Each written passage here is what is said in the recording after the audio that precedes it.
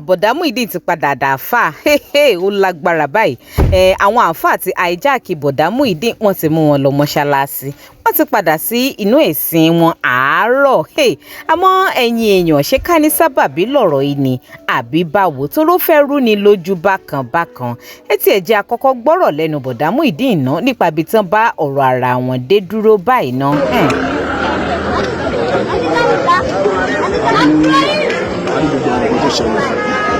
lórí social media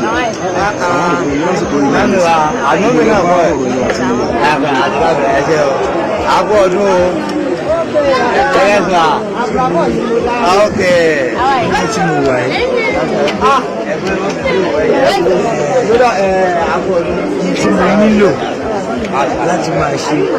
ìtọ́jà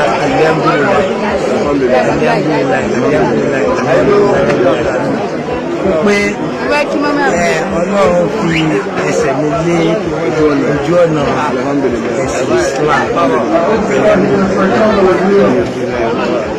Ó mà lágbára o ẹ̀yin èèyàn ẹ mà tún káàbọ̀ sórí ìkànnì Digi-Naija Television ṣàlàáfíà ni mo tún bá yín ní dédé àsìkò yìí tẹ́ bá ṣe wá wò mí tẹ́ ṣe ń darapọ̀ mọ́ mi for the first time ẹ máa bá mi subscribe kẹ́dẹ̀ máa follow wa ní gbogbo channels wa ẹ like fídíò yìí ẹ fèrò yín lórí ọ̀rọ̀ tá a mú wá sí comment section kẹ́sì máa bá mi share kó máa lọ lórí ayélujára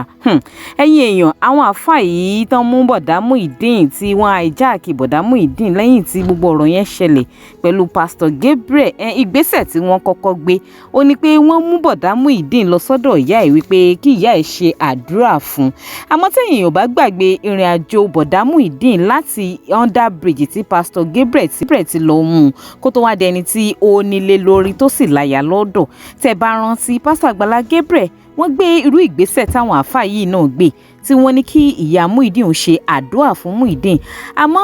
ṣé gbogbo akitiyan Pastor Agbala Gabriel lórí bọ̀dá Muyideen ṣé ká sọ wípé Pastor Agbala Gabriel ò gbìyànjú tó ni àbí kí ni ká ti pè àbí ká sọ pé àwọn àáfàá ìgàn gbìyànjú láti lo bọ̀dá Muyideen fi trend lórí ayélujára ni torí ìwà tí wọ́n wù ó jọ títí alábòsí torí tí kò bá sí àbòsí nínú gbogbo ọ̀rọ̀ tó wà ńlẹ̀ pẹ̀lú báwọn àáfàá yìí ṣe ń ṣe ni èmi rò pé ìgbésẹ̀ àkọ́kọ́ tó yẹ kí wọ́n kọ́kọ́ gbé kọ́ leléyìí because gbogbo ìgbésẹ̀ yìí ni Pastor Agbala Gabriel náà gbé fún Muyideen nígbà yẹn àwọn náà jẹ́ kí ìyá Muyideen náà ṣàdúrà fún Muyideen ní àsìkò yẹn ṣé ìyẹn wá stop Muyideen láti máa ta tẹ́tẹ́ tí wọ́n ló ń ta tẹ́lẹ̀tẹ́lẹ̀ ni ṣé ìyẹn stop Muyideen láti máa wu ìwàkiwà ni báyìí tí àwọn àáfàá yìí fẹ́ sọ ọ̀rọ̀ Muyideen àti Pastor Gabriel di ọ̀rọ̀ ẹ̀sìn kí ló dé tán fẹ́ fi sọ ọ̀rọ̀ pé aṣoore fún èèyàn mọ́re tán fẹ́ fi sọ di ìjà ẹlẹ́sìn mẹ̀sìn ìjà àárín mùsùlùmí àti kìrìsìtẹ́nì lóòótọ́ nígbà tí Pastor Gabriel náà ṣe oore fún Muyideen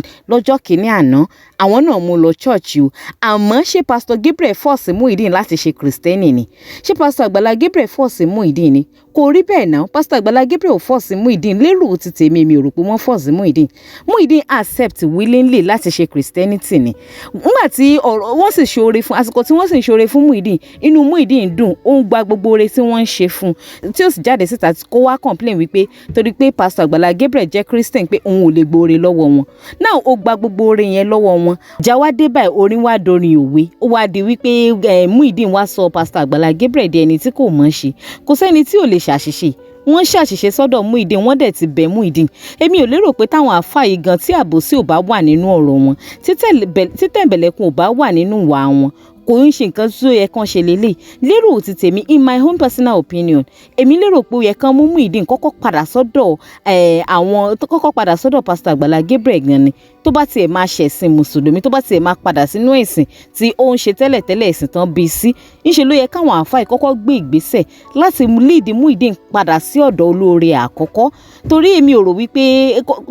padà sí ọ̀dọ̀ olóore àkọ́kọ́ kó sì kọ́kọ́ lọ tọrọ àforíjì lọ́wọ́ Pastor Gabriel náà before any other thing torí ẹ̀sìn Islam tí wọ́n láwọn mú Muyideen wọ̀ igan ṣẹ́sìn igan faramọ́ pé kéèyàn má mú oore ni kò rí bẹ́ẹ̀ náà Esin Muslumi tán láwọn mú lọ pé kó lọ ṣe ìgàn kò fara mọ́ pé kéèyàn má more kí wá ló dé tí wọ́n fẹ́ sọ̀rọ̀ ìdí ìjà ẹlẹ́sìn mẹ̀sìn tí ìbá ṣe pé ọ̀rọ̀ tiwọn náà ní bákan nínú tí ìbá ṣe ìwà ìlara ìwà àbòsí òní wọ́n fẹ́ wò láàrin Muyideen àti Pastor Agbala Gabriel ọ̀rọ̀ ìlágbára ó gbẹnu tán ẹ̀yin èèyàn gbogbo ojú tẹ̀yin náà bá fi rí ẹ máa bá wa jù sí comment section ṣé ìgbésẹ̀ tí wọ́n á gbé fún Muyideen ṣó wá dé fá fún wípé kí Muyideen má tún fò padà fi ojú olóore tiwọn náà gungi ni àbí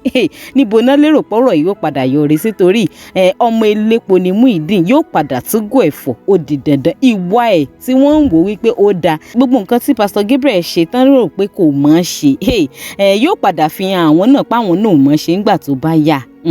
bẹ́ẹ̀ ni bí wọ́n ní bí rọ́bà lọ fógún ọdún ni ọjọ́ kan báyìí òtítọ́ ó padà bá torí lérò tèmi tí ọ̀rọ̀ tiwọn náà tí help táwọn náà fẹ́ ṣe fún Muyideen tí kò bá ní ọwọ́ kan jàmọ́ nínú tí kò bá ní tàbòsí nínú níṣe ló yẹ kí wọ́n kọ́kọ́ pe Muyideen pẹ̀lú Pastor Gabriel papọ̀ kí wọ́n sì yanjú ọ̀rọ̀ yẹn fún wọn nítùbínùbí kí Pastor Gabriel sì ṣàdúrà fún Muyideen kó yọ̀ǹda ẹ̀ àmọ́ gbogbo eléyìí tán ṣe ìjà alára ni ìjà alábòsí ni kò sí nǹkan míì tá a lè pé gbogbo ojú tẹ̀yin náà bá wá fi ru ọ̀rọ̀ yìí ẹ̀yin èèyàn ẹ máa bá mi jù sí comment section nítorí ọ̀rọ̀ yìí lágbára ó gbẹnu tán o kọ́lọ́ọ̀ má jẹ́ kí ó padà wá di nǹkan tí yóò búrẹ́kẹ́ jù báyìí lọ ni ẹ má gbàgbé láti máa bá mi subscribe kẹ̀dẹ̀ máa follow wa ẹ like fídíò yìí ẹ máa bá mi fi ròyìn lórí ọ̀rọ̀ Muyideen àtàwọn àáfàá tí wọ́n lọ hijack pé kó wá di mùsùlùmí ọ̀sán gangan ẹ máa bá mi sọ sí comment section kẹsì máa bá mi share kó máa lọ lórí ayélujára